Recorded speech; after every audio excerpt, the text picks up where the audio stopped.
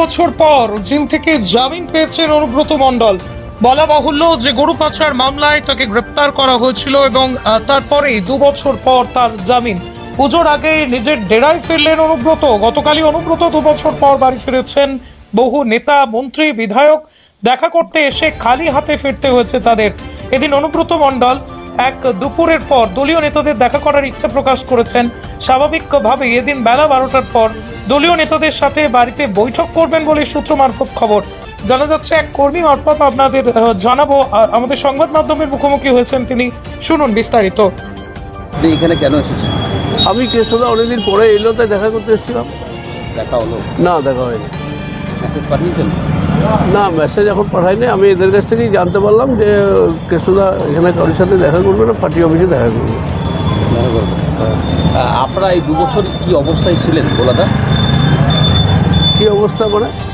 কি অবস্থায় কাটিয়েছেন? আপনাকে তো ব্লক সভাপতি পদ থেকে সরিয়ে দেওয়া হয়েছিল। কতটা খারাপ লেগেছে, কতটা অভিমানী আপনারা?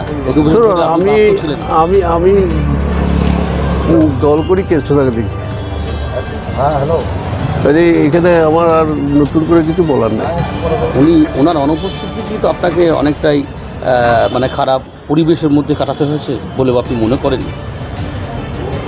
শুনুন, আমি কিছুই মনে করি না। আমার মনে করার কিছু নাই। আমি দলটা অনেকদিন ধরে করি, 98 সাল থেকে দলটা করি। আমি জানি যে আমি দলের সাথেই আছি। এখন কে কী ভাবছে, কে কী বলছে, আমি ওইসব পরোয়া করি না। কেষ্টদা থাকলে তো আপনার পথ কত হতো না আপনাকে? সেটা আমি এখনই বলছি না। কেষ্টদা আমার নয়, সবারই গার্জেন। কেষ্টদা কখনোই মানে পার্টি ছাড়া কিছু পাবেন না, বোঝেন না। এবং কেষ্টদা বীরভূমকে যেভাবে সাজিয়ে রেখেছে, তাতে কেষ্টদাই তো সব। কাজেই কেষ্টদার বাইরে ভাবার কোনো মানে হয় না। যারা ভাবছে তারা মূর্খের স্বর্গে বাস করছে। আপনাদের অভিভাবক কেষ্টদা সমহিমায় ফিরে এসছেন। আমরা কি ভোলা মিত্রকেও দেখতে পাবো আবার দুর্গাপুর ব্লক প্রেসিডেন্ট হিসেবে? না, সেটা আমি বলতে পারবো না। Thank you ভোলাদা।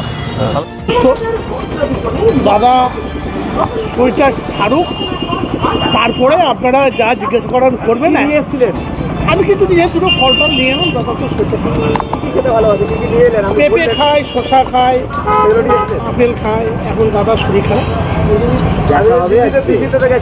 দিল্লিতে গেছিলাম। দেখা হবে?